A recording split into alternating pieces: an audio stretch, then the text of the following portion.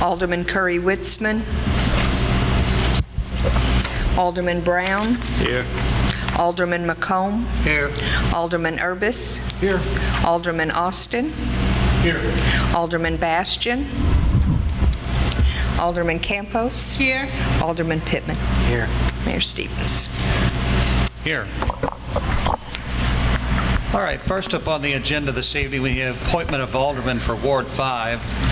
Of course, we had two people who had submitted their names for consideration, and after lengthy consideration, I'm going to recommend Don Gladden to be the next member of the Murphysboro City Council representing Ward 5. Don has been in attendance at nearly every City Council meeting for 2 years, and that really was what came into my mind, is the fact that we've already shown confidence in him by appointing him both to the Library Board and the Zoning Board of Appeals in the past, and then his regular attendance at the meetings means that he can, I know, hit the ground running. I want to say that I've communicated with Lisa Bird, and I am going to be recommending her to be the next appointee to the Kincaid-Reeves Creek Conservancy District, as Ken Carr has expressed his desire to step down, and so I've let Ms. Bird know that. I don't want her talents and energy and enthusiasm to go to waste, and so I know that she's excited about that opportunity as well. So with that being said, I offer up Don Gladden as an appointment for Alderman for Ward 5. Is there a motion to I'll make approve? that motion. Second. We have a motion and a second. All in favor signify by saying aye. Aye. Opposed? Motion carries. Don, would you come forward, please? And I believe Clerk Hunziker needs to swear you in. Swear at and over and around and et cetera, et cetera. Do I need to go there? Not necessarily, I don't suppose. Yeah, why don't you, I guess. That works. Okay, raise your right hand. I state your name. I, Don Gladden, Do solemnly swear do solemnly swear that I will support that I will support the Constitution of the United States, the Constitution of the United States, the Constitution of the State of Illinois, the Constitution of the State of Illinois, and the ordinances of the City of Murphysboro, and the ordinances of the City of Murphysboro, and that I will faithfully discharge the duties and that I will faithfully discharge the duties of the office of Alderman of the office of Alderman according to the best of my ability. according to the best of my ability. Congratulations.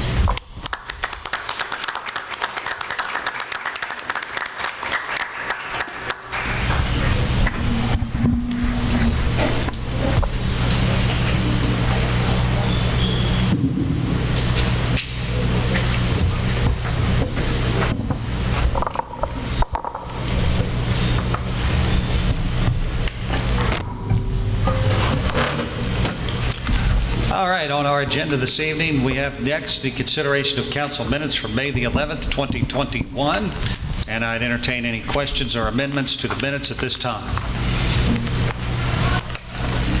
If there's a motion to approve, I'd entertain a motion to approve the minutes. So moved. Second. I have a motion and a second. All in favor signify by saying aye. Aye. Opposed? Motion carries. Up next, we have the consideration of the accounts payable registers. We have list 177 included in your packet this evening. Entertain any questions tonight on the bills. Ms. Campos. Have a question on page 4. There is an overnight shipping for $161.66.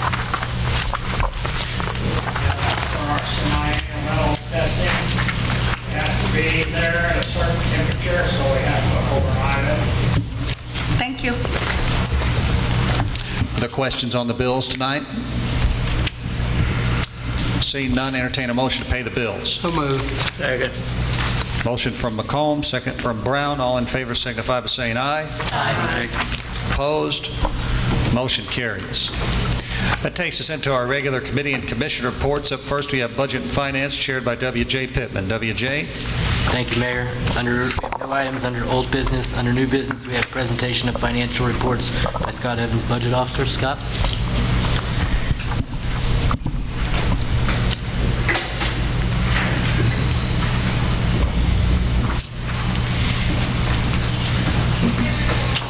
Thank you, Alderman Tippin. Okay, so before I get to my report, I do want to back up a little bit. And the very first item on the account payable list, I thought was fair us mentioning again.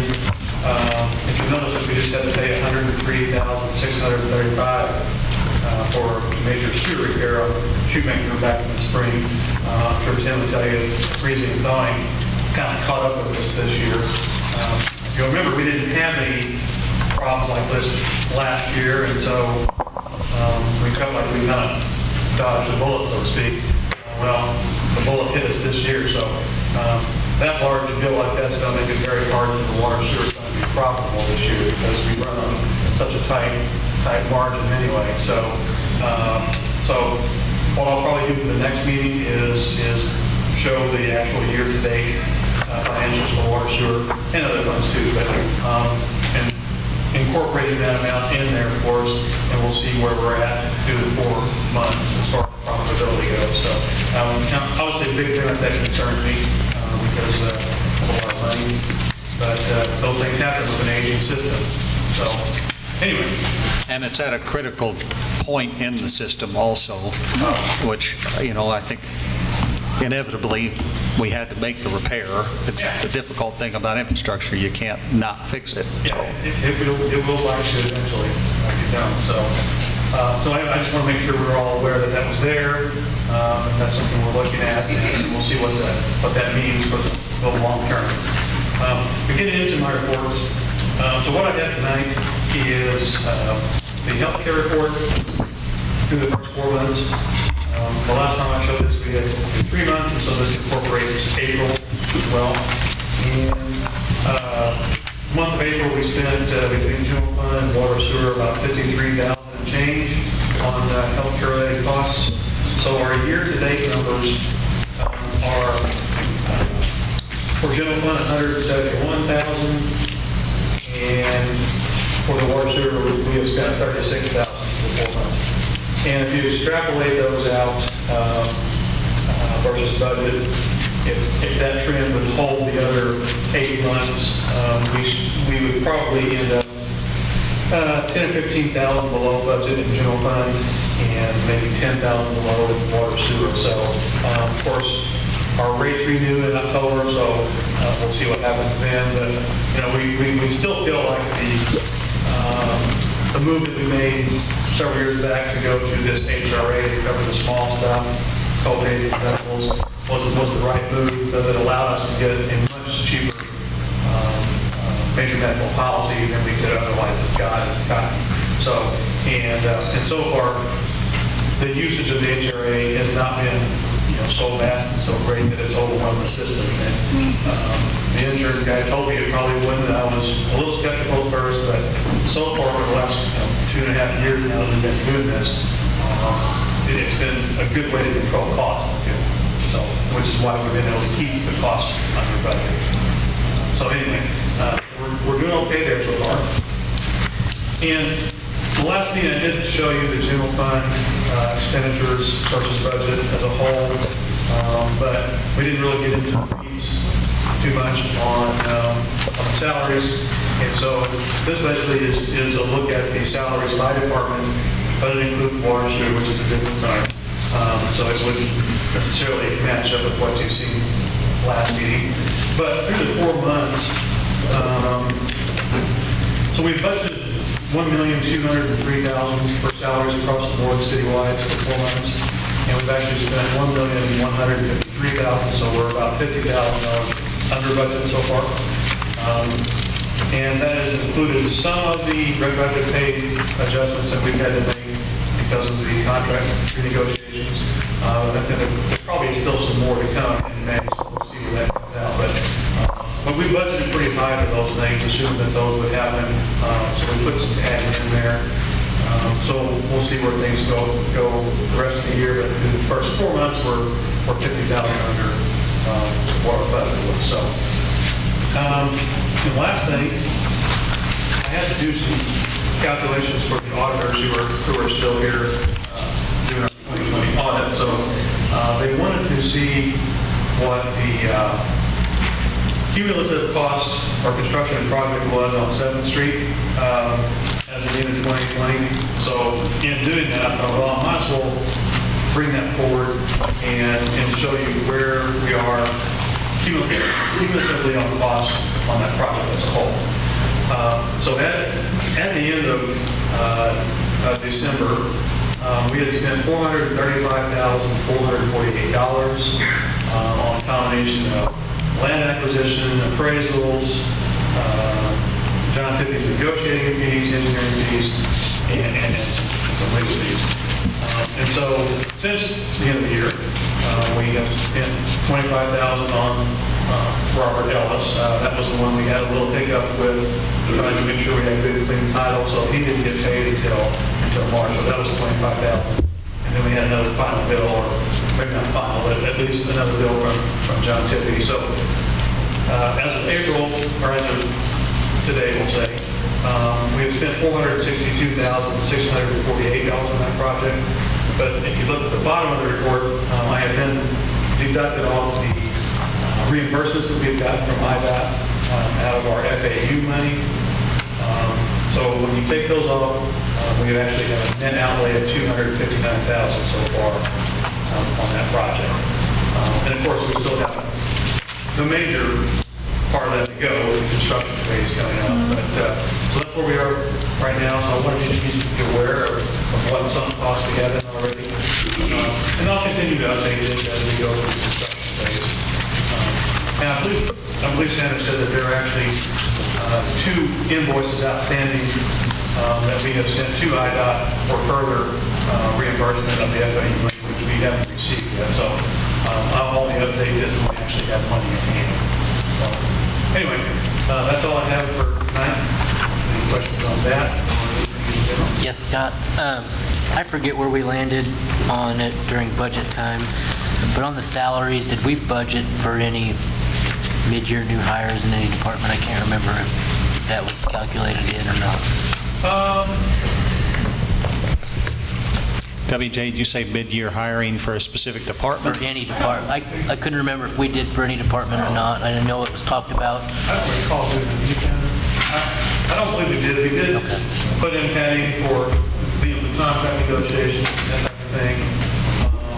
Are you talking about when Chief McBride was writing that grant and we thought we might be picking up somebody, or? Yeah, and I knew that was talked about during budget discussions, and I saw that the fire department, they're under budget so far year to date on salaries, and I couldn't remember if that was something that would catch up because we had planned on that, or if there was if there's a reason that it's not a huge amount, but it's a substantial amount we're under budget. Well, I don't think we did at budget time fill that in there. I think that all came about after we had the budget done. Right, that's what the grant idea. It seemed I like think you're right. on him, he was a little bit shy on. I mean, it's not a huge amount. It's not a huge amount, but one thing about his that's helping make his look better is the fact that the overtime is down. So I guess he probably has had less outages, I guess, in his personnel.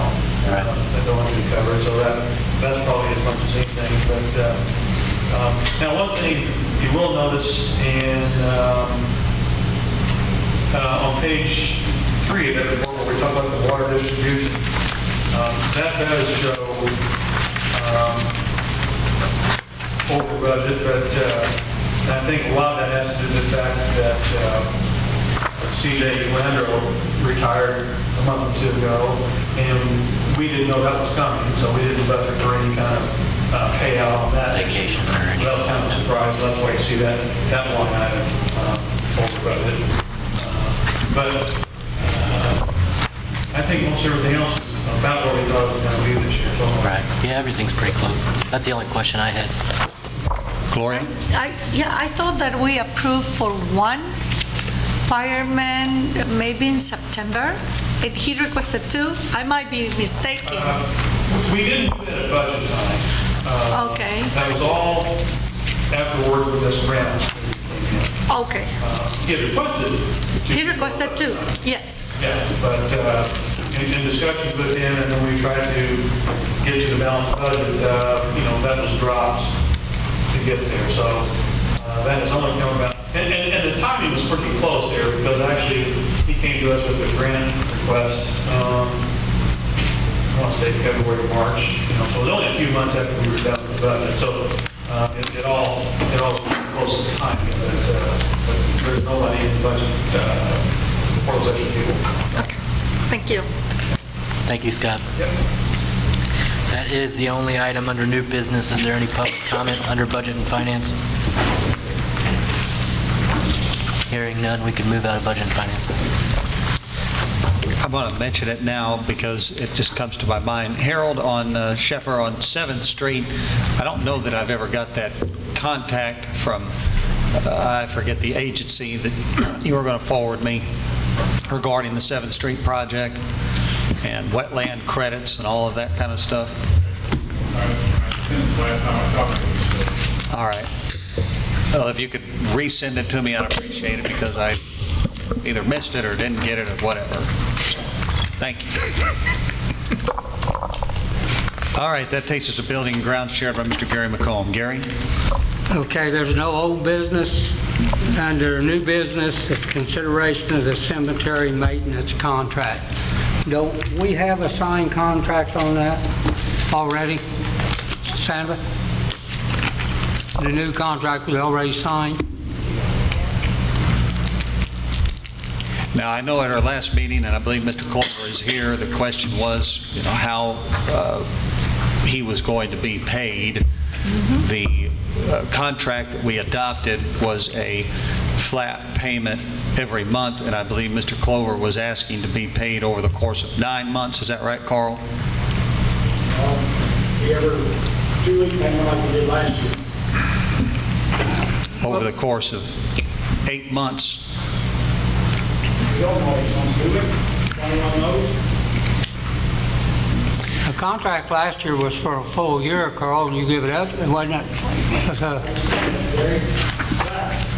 The contract says the mowing period runs from April 1st through August 30th.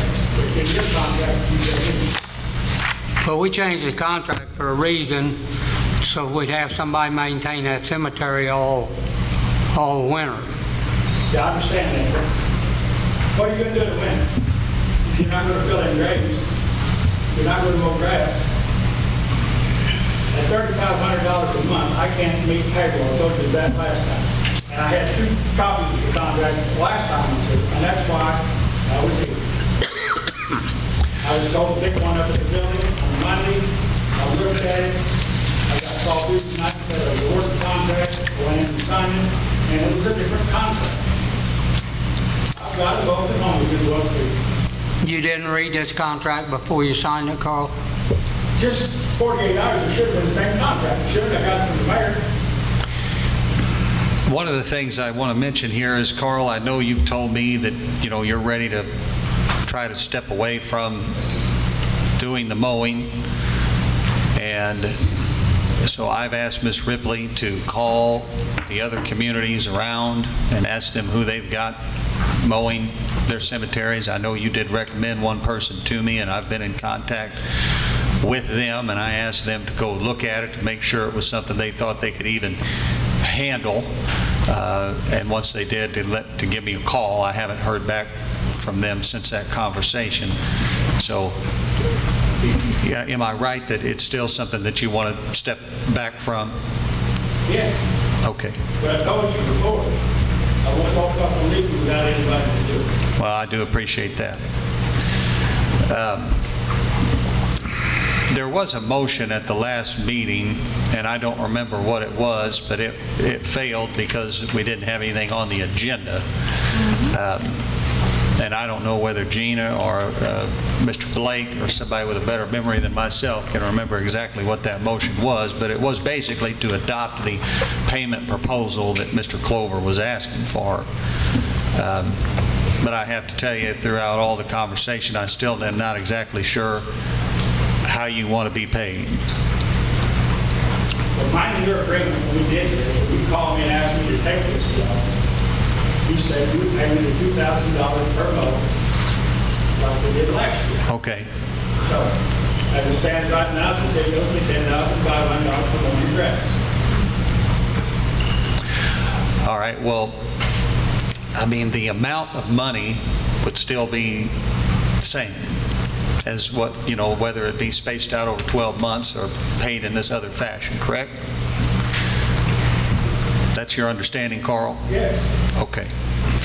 Is there a motion to rework the payment to Mr. Clover for mowing the cemetery as he suggests? And well, what happens if you change the contract? What happens if he gets his mowing in and his money and it still needs mowed? And Carl wants to give it up again. Last contract. Huh? We discussed that at the last meeting here. I told that doesn't hold that put in last time. If it needed mowed, I mowed. I know I mowed for no charge to the city. Well, I know it's whatever the council wants to do. I'm not for changing contracts, but that's up to the council what they want to do. Well, I understand that too. I tell you what, if he hadn't had me go to the city building and get one on a Monday, and I read it, Tuesday night he called me and said, I got the contract, go by with this signing. Now, okay, let's think about this. If it's one contract that I read and I go back the next day and sign on it, I can thank the mayor has the same contract. But we didn't. Because the way he gave me said nothing about it. It was just like it was last time. Mr. Urbis?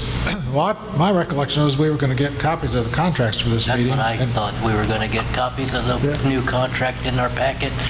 I think my the only man question- needs to get paid for his work. I believe, yeah, I agree. Anything he's done, he needs to get paid. My only question is, are we planning on getting a new contract during this contract period? Well, that seems to be the way that we're headed, yes. So, here's where we have an amount that was, and I don't know the best way to deal with this, but if the dispute is that we have paid over 12 months, 1/12 of that goes out every month. If we pay it over 8 months, 1/8 of that goes out every month during that April through August. So he mows for 4 months. We've paid him half of a contract if we pay him 1/8 of that every 8 months, and we've still got 6 months to go, so, So it can upset the budget for that particular line item. and I don't know what's fair in that, I don't know what the intent, I know what our contract changes, the intent of that was. I don't know if Mr. Clover would have been all right with that if he knew that prior to that it was 12 installment payments or not. I didn't have any discussion with you about that. I mean, would that have been something, were you discussed with that it was 12 payments before you had the contract?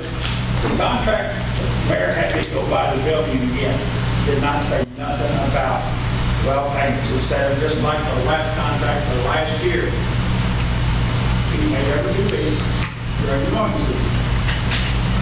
I told him, I'll stay this whole season. I cannot afford to Right. pay my help with what little bit I get from it. Right. Well, I don't really have any great direction here because you're right that we did request to have copies of the contracts included in the packet, and I think we dropped the ball there somewhere, so we don't have those to consider. Maybe the best thing we can do, Carl, is, make a motion to pay you what you're owed. And I believe you say, and I don't know if Ms. Ripley can back us up, do we stand at $10,000 owed to? As of today, it's 10-5. Okay. In fact, it's $3,500 so far. I make a motion that he get paid what he's owed, if that's we're comfortable with that amount. Is that All right, well, there's a motion on the table to pay the outstanding invoices so that we can at least get paid for what work has been done while we continue to make sure we review the contracts in an appropriate fashion. So I'll second that motion. All right, there's a motion and a second. All in favor signify by saying aye. Aye. Opposed? Opposed. Show Alderman McComb opposed. And Sandra, if you wouldn't mind getting together those two copies of those contracts so we can just email this out so that we can get this reviewed and digested as quickly as possible. And then, I can either, just call a couple of Mr. Urbis, Mr. Pittman, and Mr. McComb. We can talk it over and see if we need to take some other action more quickly or have some special meeting. If not, we'll consider it again in 2 weeks. Then, Carl, look, I apologize for the confusion. I feel like I've played a part in this confusion because we, lost a contractor and we were just trying to get the grass mowed and in a hurry. If I caused any confusion, I apologize for that. All right, that's all I have on that item. Carrie? So are we going to rebid this, or we're just going to look for, I'm sorry, can you say again? are we going to rebid the contract for mowing this year? I know that we already did, and that's why we are where we are. Well, we're going to have to do something, whether we rebid the contract. There's been some discussion about whether we want to just hire another person to help do the mowing. I know I've talked to Darren, and I know that's not necessarily ideal. So, I think we need to have a broader discussion about what we're doing because we've been really struggling to keep somebody to keep these cemeteries mowed. And maybe the best idea is what Mr. Austin suggested to me the other day, is just to bid them out as two separate contracts, because you may have a smaller operator who could handle 14th Street and then somebody else be able to handle Tower Grove and break them up. Maybe that's a better way to approach it. We may get more bids that way because we just haven't been getting any bids whenever we solicit proposals. So Let me ask you this too, is it something that we could, because a lot of mowing operations don't do, maintenance on other jobs. Is that something that we could bid out separately, one for maintenance and one for mowing, or one, we could. I mean, I don't know that that's right. I'm just asking. I don't know if that would work or not. Well, and it's really not the mowing, it's the weed eating, that's just the killer. Time, definitely takes a lot of time. It takes a lot of time. It's not like we're, cranes where all of our tombstones are flush with the ground. You can just mow right over the top of them. So it is a big job. Have the city any time in the past have somebody working as a staffer, working on maintenance and mowing and trimming for the cemeteries? Yes, I don't know how many years ago, Darren, has it been since there was basically somebody dedicated to the cemeteries? 15 to 16, and it wasn't one, it was two. Right. Okay. Typically, they brought in 3 to 5 summer workers to weed eat as well. And like I told you, that it rained for 2 or 3 days, and the street department got depleted for however long it took to get the cemetery caught back up. Okay.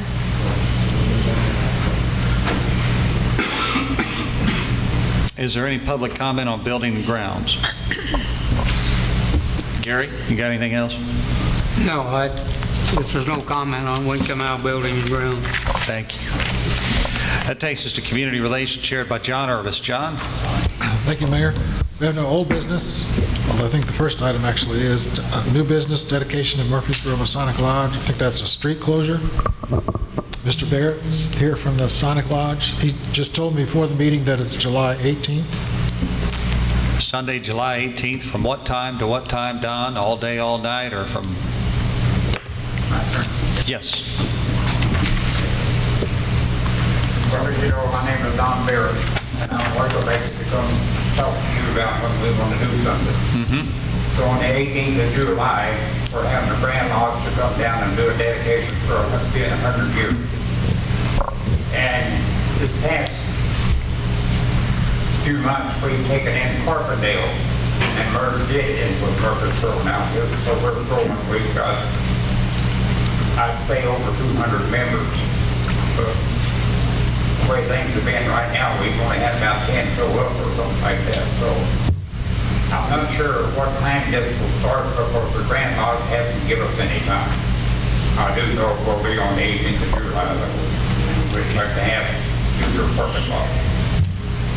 We'll have the barricades out there, as I believe we'll approve this, and you can put them out as you need to. Yeah.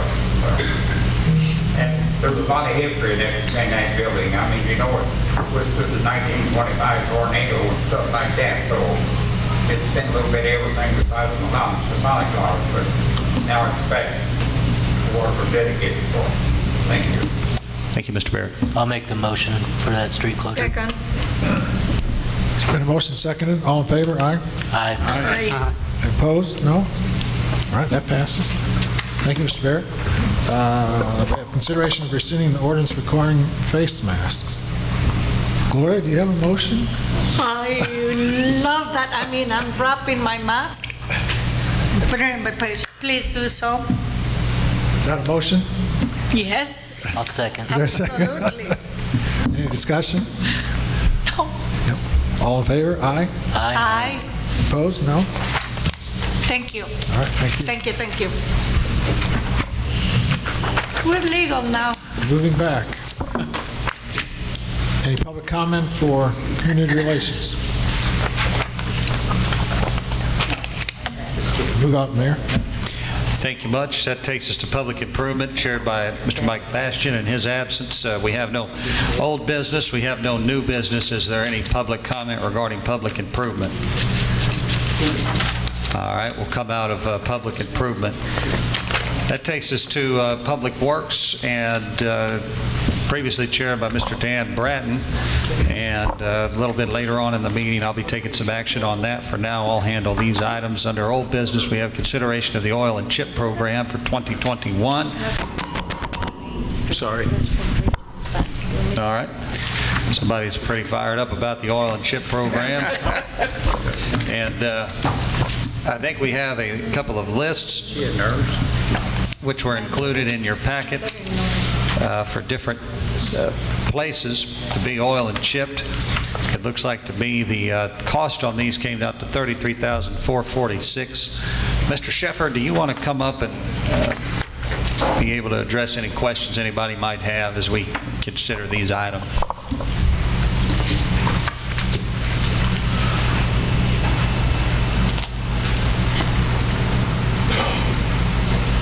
And I assume this includes various aldermen that have requested certain... So, and the only thing that was added from the list from the last meeting was, did add Mark wanted Sager Street and Post College Street. It looked like it is an alley. And then Mike Bastian included the alley between Logan and Elm Streets, 21st and 22nd, and the alley between 23rd and 24th Street from Warner Street south, approximately 190 feet. So those are shown on that list as 31, 32, and 33. Okay. So, yeah, it is $33,446, and then I think the other estimate was for the wastewater plant road. And that one is a little higher, but we are, because that road is new, we are putting three coats on that road. And in the future then, if we ever do anything with it again, we should be putting one coat on there. You say the other estimate. What was the amount on that? I must be not seeing that. $14,120. Okay. Is that a separate sheet of... It's not on that list, Mayor. Okay. Okay. I don't have that. Thank you. Mr. Evans, is there any reason why we can't financially proceed, in your view, with doing this amount of oil and chipping this year? No, I think we have sufficient funds in motor fuel for that. Okay.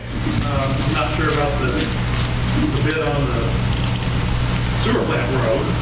We have to come out of water, well, I guess that could come out of water people, but,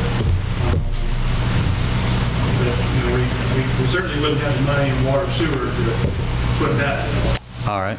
I mean, I know it goes to the sewer plant, but, Well, actually, it's been done before, but it hasn't been annexed now, so.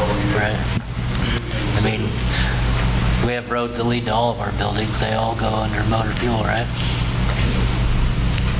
What was that, WJ? I said we have roads that lead to all of our buildings. They all go to motor fuel tax. I don't know why that one would be different if it's, And it is inside city limits now. Ms. Campos?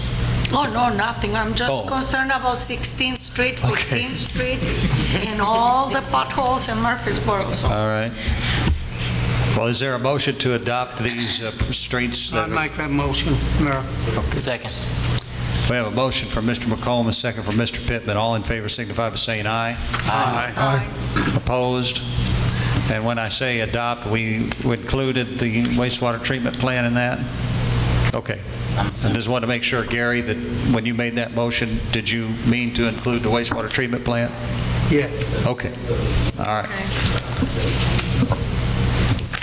I mean, when are you going to try to start the own chip? Because it's going to take Darren 6 weeks to 2 months to get everything ready for the own chip program. Darren, when you think 6 weeks to 2 months to get everything prepared for the own chip? 2 months, yeah. That'd be That's what you August. keep that in mind. So anytime after August, we should be able to move forward with it then? All right, under new business, we have a couple of items. We have the declaration of vehicles as surplus, the wastewater treatment plant, the 2000 Jeep Cherokee, and at code, the 1995 Ford Club Wagon. Talked about this at the last meeting, thinking about auctioning these off and getting what we can, and then putting that money toward getting a newer vehicle for the code enforcement department. I'll make that motion. Second. We have a motion and a second to declare both of those surplus. All in favor signify by saying aye. Aye. Opposed? Motion carries. All right, up next we have a number of items here concerning the annexation and the amending of zoning for 489 Old Brick Road. Richard Blake, do you have any guidance for me on these? I hate to even ask this question, but do I have enough people here to vote on this tonight? I do. Good. Yes, you do. It's a simple majority on all orders. Okay, all right. I just wanted to double check. Anything else we need to know about this other than just adopting them one by one? Only if anybody has a question, the ordinances should be adopted in the order that they're listed on the agenda. Okay. Thank you. All right, is there a motion to approve the authorizing ordinance, the execution of annexation agreement at 489 Old Brick Road? So moved. I have a motion and a second. All in favor signify by saying aye. Aye. Opposed? We need a motion to adopt the ordinance annexing territory located at 489 Old Brick Road. So moved. Second. second. We have a motion and a second. All in favor signify by saying aye. Aye. Opposed? Motion carries. I need a motion to adopt the ordinance amending the zoning of territory located at 489 Old Brick Road. So moved. We have a motion and a second. All in favor signify by saying aye. Aye. Opposed? Motion carries. And finally, under this item, we have a adoption of from single-family residence district SR1 to does that fall under the previous motion? That's part of the last. Okay. Yeah. I thought it would. All right, thank you. I just want to say to the folks here this evening, the lads, that I know that they're putting quite a bit of work into that property, and we just thank them for going through all the proper steps. Really commendable for coming to the council and being here and showing up. Doesn't always happen, but we appreciate your participation. Thank you so much. All right, is there any public comment on items of a public works nature? Hearing none, we'll come out of Public Works. Go to Public Safety, chaired by Russell Brown. Russell? Yeah, we don't have anything on old business. New business, first and primary, I've got something to say about the siren. Well, did we get a letter sent to McDonald's? Does anybody know? I think, Gary, if you don't mind, Brian's got something he wants to share, and then... Oh, okay, I'm sorry, Brian, go ahead. Just wanted to make the council aware, the city of Carbondale recently replaced all of their sirens with new sirens. And when they did that, they donated one of the newer sirens that they were getting rid of to the city of Murphysboro. So we have a siren that's been given to us that's the same model as what our newer sirens are that we've installed. And we've identified a location that's been on our target list for some time, the area around 20th and Shoemaker and Commercial Avenue, with the soccer park being adjacent to Riverside Park. That's an area of town that we get a lot of complaints from people that say they can't hear the sirens very well down there. I'd just like the council's blessing to go ahead and proceed with putting the siren up. Our expenses are going to be a pole and a crane to pick it up and put it in the ground. It's all budgeted expense, so it's not an unbudgeted thing, but just kind of wanted to get the council's blessing to go ahead and proceed with that project. If he's got money in his budget, I don't have a problem with it, and I think I can just direct him as a department head to carry through with that. He got my That's a good blessing. idea. Okay. Thank you. Thanks, Brian. Thank you. Is there any public comment? I have something. I don't know who's working on the lot that's on 17th and Spruce, but it's gated. Oh, And yes. there's the black, like, mesh. Union Pacific Railroad or Illinois Central Canadian National, one of the railroads. Okay, so they did a good job not putting the mesh on the 17th Street side, but on the south side of the gate on Spruce, the mesh comes all the way up to the corner of the gate, and if you are driving up 17th Street, you have to pull out into the street in order to be able to see down the street, and so I don't know, like... Chief Ellermeyer, would you mind making a note and heading down there and just visiting with that crew and advising them of the problem and seeing what kind of changes they could make? Yeah, I'll take a look at it. They just need to like move that last mesh. Panel? Yeah. They probably got some guidelines they have to go by too, so, with the fence. I would think so, yeah. Yeah, you want to be careful with that. Have a good night. Okay, yeah. Thank you for that. You're welcome. Gary, did you have something on? I just wondered if we got anything sent to McDonald's to try to do something with their traffic, or if the state's going to handle it. I haven't made any outreach on that. Gary, you brought that up under council member requests at the last meeting, didn't you? Yeah. Okay. I thought we determined that was state right-of-way, correct? I think it is state right-of-way and private ownership. Of course, it's, still a city, inside city limits. I suppose it's a safety issue, so I don't... It really is.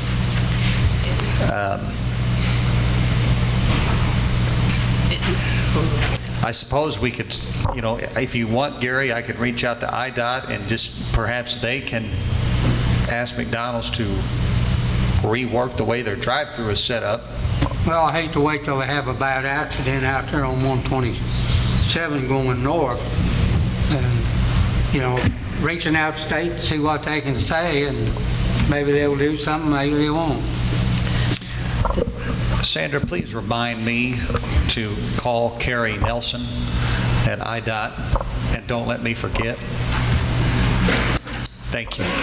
Not only is like with the traffic, but they have a delivery truck that comes like around 3 or 3:30, and not only is the parking lot full of cars, but the delivery truck is the whole length of the building, and he takes out all of his stuff, and if you need to get out, you can't get out because all of his stuff is spread all over the parking lot, and so I think it's a another safety issue in that sense too, because if something happened, you can't even go out the correct way. Well, I think the hotel developer told the newspaper during the ribbon cutting that McDonald's is opening down there at the corner and going to be building at the hotel site. So I presume that means that location will probably be closing, so it'll probably solve itself eventually, but that's not anything that's going to help us right now. And I did call and I talked to a manager, but it didn't help. Okay. Well, we'll see what we can do on it. Anything else, Russell? I talked to the general contractor at the motel, and he said to let you know that Tim, Brian, Darren, and Eric said he filled in a lot of towns and cities, and said he's the best people he ever worked with. Well, we appreciate that compliment. The hotel contractor says that all the cities he's been in, that we were the best ones to work with, specifically Tim and Eric and Darren. So appreciate the effort to collaborate, and glad we got the doors open there. Anything else, Russell? That's it. All right, we'll come out of that and go into personnel, chaired by Ms. Barbara Hughes. In her absence, we have no old business, we have no new business. Is there any public comment? Hearing none, we'll come out of personnel and go to the mayor's report. I mentioned earlier that we have no public works chairman, and so this evening I would like to make the council aware that I'm going to put Gary McComb as the chairman of the Public Works Committee. Appreciate his work over the Building and Grounds Committee during the time he served there. But Gary and I talked to you earlier about this, and I appreciate you stepping into that role. So I don't know if you have any comment on that other than congratulations. Thank you. Yeah. That leaves the Building and Grounds Committee post open, and between now and the next meeting, if any members of the City Council have specific interests that are not currently chairs of committees would like to let me know, I'm happy to consider putting someone there. I'd also want to make note, I did those in out of order, that earlier today, myself, John Urbis, W.J. Pittman, Gloria Campos, along with city staff, Sandra Ripley, Eric Kennedy, Chief Ellermeyer, Brian Manwaring, Scott Evans, I think I got everybody that was there, met as the building committee. Would have liked to have been able to have more members of the council on that, but the Open Meetings Act requires that only 3 members of the council and myself can be together discussing issues without it being a violation. So that committee will begin to meet the second and fourth Tuesdays at 2 p.m. at council chambers, and start figuring out how we step forward with the process of building a new city hall. And I think, Sandra, at the next agenda, I'd like to have an executive session, because there are a couple of things regarding the process of that we need to discuss in executive session. Also, with the removal, it's not on the agenda here this evening, but with the removal of the recension of the ordinance requiring face masks, and in light of the declining COVID numbers, we've been meeting here in the cafeteria for a while. I wanted to get a sense from the council if people felt comfortable going back to meeting at the city council chambers. And does anybody have any feedback for me on that item? I mean, I'm okay with going back to the council chambers. Okay. I'm okay with that. I mean, if we are fully vaccinated, they say that there is no risk whatsoever. And if somebody is not, please don't feel like you're being targeted or anything like that, we can make arrangements too. But pretty much most of us, I think we are vaccinated. But I won't say anything if you're not too. Mr. Urbis? I guess my only concern would be there's not much room for staff or any public attending. Sure. So I'm not really opposed to it, but I guess that's somewhat of a concern. I don't know if we need to. Is it, I mean, in a sense, it's costing our staff time to set this up here. I mean, is it costing us to be here? I can't even remember. The school district's been, letting us use this at no charge, so it's not really costing us anything financially to meet here. Other thoughts? Russell, what do you think? Yeah, I have no opposition to going back to City Hall. You say you have no opposition? All right. I don't have any complaints about going back to City Hall to meetings. Okay. If anyone is uncomfortable, they can always wear their mask. Sure. All right, well then, I mean, obviously, we're missing a few members here this evening, but... Something that if we do that, would we want to open for at least the first few and see if there's any interest in being on, open up the remote meeting for anybody that's not comfortable public-wise attending in the smaller chambers? Brian, your thoughts on, moving back to those council chambers, but then making the remote dial-in available? We can do that. I actually just recently terminated our automatic renewal on that, but it's still effective, so it would not be a problem to extend that for another couple months. Okay. We may not get anybody on there, but... Well, I mean, with that being said, and although we're missing a couple members, I'd say that our next meeting then in June, we will convene at the city council chambers. Then, I don't know if it's, also we could be putting some tables like where we have Mr. Evans and everybody and city staff and put in another round of table and maybe set some limit on the people who might want to attend the meetings, and so that way, if we can create more space for social distancing to the 3 feet that is kind of advised too. Well, I think probably it's always a good idea to reach out to Mr. Hagston and just get his feedback as well, and I'll do that between now and then, and if there's any other guidelines or whatever, we can try to integrate those into our meeting. John? Wasn't June 11th sort of supposed to be the next? Well, June 11th, I believe, was the target date by the governor for the lifting of the other particular protocols. Mr. Blake? Mayor, we do have a public hearing scheduled on June 8th, which we noticed up to be here. Okay. At least for June 8th, we need to stay here, I believe, just for that purpose. Sure. We found out that we held a public hearing once before on the downstate business grants.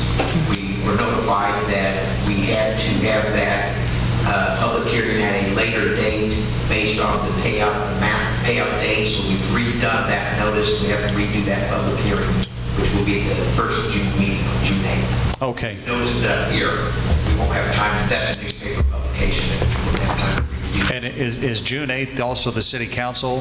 Yes, it is. It's 5:45 before the city council. All right, so we may as well meet here again on June the 8th if we're going to be here for the public hearing. So we will shoot for the second meeting in June then. Thank you, Richard, for bringing that to our attention. Mr. Mayor, I have a question. Yes, Mr. Gladden. Are we going to unlock the doors to the city's offices? To the Dom building and et cetera? Public Works, yes. Yeah, I think we should do that. I really do. I know that we've been working on some upgrades to the Dom building, and I think most of those were close to being completed today, Brian. Should be finished tomorrow morning. And Chief Ellermeyer, as far as the lobby goes there at the police department, and then at Public Works, I think it is time to start getting those areas back open again. Well, are you going to leave the east doors locked? At the Dom building? Yeah. Yes, that's the plan there. All right, that's all I have under the mayor's report. We'll go to the council member requests. I'll go to Ms. Curry-Witzman. I don't have anything. Mr. Gladden. Just wish to thank the mayor and the rest of the council members for your confidence in me and appreciate being here. Thank you. Mr. Brown. Nothing. Mr. McComb. Yeah, just remind everybody our cleanup days is a week from Friday and Saturday, that if you got neighbors that need to get their stuff out, that'd be a good time for them to get it out and get it down there when it's free. That's all I have, Mayor. Thank you, Gary. Clerk Hunziker. Nothing, thank you. Mr. Urbis. Just congratulations, Mr. Gladden. Appreciate his interest in the past few years, attending faithfully. I hate to maybe ask the Kerwood project, anything happening? Oh, it's good that you asked. That project is obviously stalled. What's interesting, though, is that that company has now taken over a campus, essentially, in Harvard, Illinois, which was formerly the headquarters of Motorola, and now they are making their application for their loans to basically incorporate both Murphysboro and the Motorola campus. And the Motorola campus is something like 700 acres, and so now their overall project is, instead of $50 million here, it's somewhere around $650 million. And so they continue to, move forward. The grass is mowed. I noticed the other day they had the hedges trimmed back from the sidewalk on North 19th Street, so I was appreciative of that. But that's all I... Now, has that already been reclaimed by the railroad? They're not going to have to go up there next? No, that property was reclaimed some 6-7 years ago, and I don't think they're going to be doing any other remediation there. Thank you. Mr. Austin? Mayor, I actually have two things, and one has to do with this high school. Saturday night was their graduation, so I wanted to congratulate all the staff and the teachers and the students. 2021 has been a very difficult year, and they've all benefited from just strong leadership from the district, so I wanted to congratulate all of them. And then I also wanted to just mention, and I don't know if there's anything we can do with this, but the barbecue cook-off in September will be the first one without Mr. Mills. And I didn't know if the city's presence could help, because I'm sure it would be a bigger one than most. And I just wanted to see if there was anything we could help with that whole process. Well, interestingly, the reclamation work that's being done by the railroad there in front of 17th Street's warehouse is going to include the placement of a lot of electrical outlets. There's going to be concrete walking paths poured there and planters, and they've got a big plan so that by the time September gets here, that should look brand new, and so I think it's going to be an even better place for the barbecue cook-off. I had not put this on the agenda, but I may as well mention it now that you brought it up. The little short road that runs from 127 to Muddy Monster Road in front of the entryway, essentially, to the hotel development. Really, that road doesn't have a name, and I think that, I've talked to Amy Mills about this, and I think that probably would be appropriate to make that Mills Street or M. Mills or something. So in terms of participating in a barbecue cook-off, that's one thing that maybe we could do, would be to dedicate that during that time. Any other suggestions, of course, are welcome. What about, I know we've done several of the plaques for people, in areas around town. Is that something that we could do on the corner of that, where the barbecue cook-off is held on that? Yeah, definitely. I'd be happy to get some pricing together on something like that. He definitely put Murphysboro on the map. Yes, he did. Yep. Okay. So, thank you. All right. Ms. Campos? Nothing today, but happy Memorial Day to everybody. Please be safe. That's right. Thank you to those who gave all. Mr. Pittman? I was going to bring this up under building and grounds, but we talked about mowing enough right then. But I guess I was going to ask Darren, I talked to you, Will, about it. Darren, do we have, I know City of Carbondale, it's state right away, but they mow 13 in front of the mall and in front of that area over there. Is that something that we could do once a month? Do we have a tractor that we could maybe from the school road into the bridge?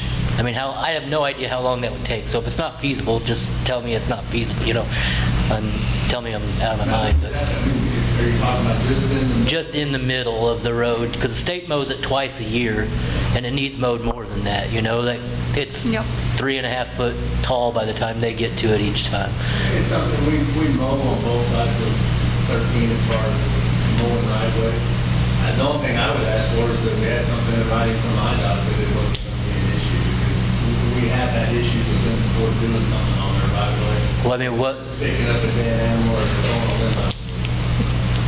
what do they just tell us not to do it, or do they? Well, I know ask for forgiveness. When I talk to IDOT about what Carbondale does, they say they don't know anything about it. Right. They must do it at night, I guess. Something, it's like that old story where the elves fixed the shoes overnight or something.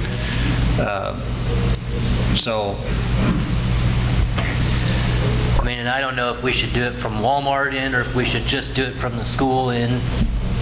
I don't know how much more time that would add, if that's something that one guy could do in a day or a half day. But I mean, we've got a push hog that's pretty decent sized, right? Yeah, I would be comfortable with going from the school and I think that would be something we could do that mowing schedule. Okay. It typically takes us about 3 days with the two tractors. To do that whole section outside. Well, and I think that'd be something you'd want to do early, to avoid the higher traffic times. So I don't know if you'd want to schedule doing that, at some off time or not, but I don't know. Let's put it on the agenda for the next meeting. All right. That's all I have. Okay. All right. What do I need to do now? Department head request. Mr. Blake. Nothing. Ms. Ripley. Nothing. Mr. Evans. Nothing, thank you. Mr. Sheffer. Yes, I would say if there's going to be an overlay program that would encourage getting those streets identified, we cost on, it does take a little bit longer to work that through right now. Okay. We don't have Chief McBride here. He's on vacation. Chief Ellermeyer. Eric Kennedy's absent this evening. Leander Bryant. Okay. Tim Lee. Nothing. Brian Manwaring. Nothing. Darren Mills. Ms. Volley. Nothing. Mr. Gladson. I think I got everybody. Is there a motion to adjourn? Come on. Got another question. Everybody runs up. The thing in Murphysboro Times about food trucks. Yeah. What's going on with this? I don't know. Do you have any idea what we're going to do? Well, my personal opinion on it is that I'm not sure it's something we necessarily need to do. The food trucks are approved by the health department, and I don't know that there's enough of them to make a big difference financially for us in any way. So that's my thought process on it, but it's not on the agenda tonight. So. I see the paper that's on here for that as well. Sure. We haven't had any further discussion about it since it was brought up that night. So I don't know. I don't know that it's going anywhere. Okay. All right. All in favor of adjournment, signify by saying aye. Aye. Thank you.